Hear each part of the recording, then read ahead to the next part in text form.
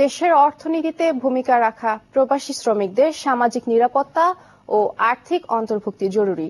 সুষ্ঠু অভিবাসন ব্যবস্থাপনার জন্য দরকার কাঠামোগত উন্নয়নও। রাজধানীতে অভিবাসন শ্রমিক ইস্যু নিয়ে আয়োজিত আলোচনায় একথা জানায় বেসরকারি গবেষণা সংস্থা Centre for Policy Dialogue CPD. আলোচনায় পরিকল্পনা মন্ত্রী বলেন, অভিবাসীদের পাঠানো অর্থের সুষ্ঠু ব্যবহার নিশ্চিত করতে হবে। বলা হয়, বৈশ্বিক অর্থনৈতিক প্রবৃদ্ধির চাবিকাঠি অনেকটা অভিবাসীদের হাতে। গত কয়েক দশকে বাংলাদেশেও অর্থনীতির অন্যতম চালিকা শক্তি হয়ে উঠেছে এই প্রবাসী আয়। দেশের মোট জাতীয় আয়ের 7.5% আসে রেমিটেন্স থেকে, আর প্রবাসী আয় অর্জনে বিশ্বে বাংলাদেশের অবস্থান এখন 8-এ। তবে দেশের অর্থনীতিতে প্রবাসী শ্রমিকরা বড় অবদান রাখলেও তাদের আর্থিক অন্তর্ভুক্তি এবং সামাজিক নিরাপত্তা বিধানে এখনো অনেক কাজ বাকি। Simplistic because the reason these people go to middlemen is because they deliver migration a lot faster.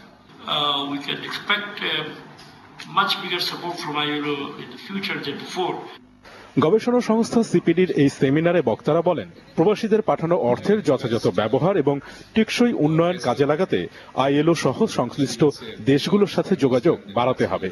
শ্রমিকদের অভিবাসন দক্ষতার পাশাপাশি বৃদ্ধি করতে হবে অভিবাসন সম্পর্কিত জ্ঞানও।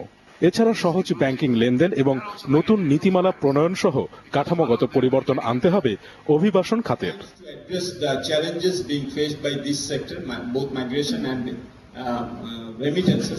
remittances in a number of policy documents, and that we see that reflection. And the major focus of those had been skill upgradation, effective use of remittances, protection of labor rights, ensuring better social security, entrepreneurship development of workers. So those are the major focus. অনুষ্ঠানে পরিকল্পনা মন্ত্রী আহম মুস্তফা কামাল বলেন, প্রবাসীদের অভিবাসনে শ্রমিকদের ক্ষেত্রে ভাষা এবং দক্ষতা সবচেয়ে বড় বাধা। তবে সরকার G2G'র মাধ্যমে প্রবাসীদের উন্নয়নে কাজ করছে, ফলে ভবিষ্যতে এই সংখ্যা বাড়বে বলে জানান তিনি। In 2015, it has gone up to $742 billion. So that way, we have a projection that in 2020, we shall be making, against the current $15 billion, we shall be making $25.39 billion out of this account. আন্তর্জাতিক শ্রম বাজারে প্রশিক্ষিত জনশক্তি দ্বারা আধিপত্য বিস্তার সম্ভব, আর তাই সংশ্লিষ্টরা মনে করছেন সুষ্ঠু অভিবাসন ব্যবস্থাপনার জন্য প্রতিটি পর্যায়ে গুরুত্ব দিয়ে লোকবল নিয়োগ প্রয়োজন। নীল মাহবুব, চ্যানেল 24, ঢাকা।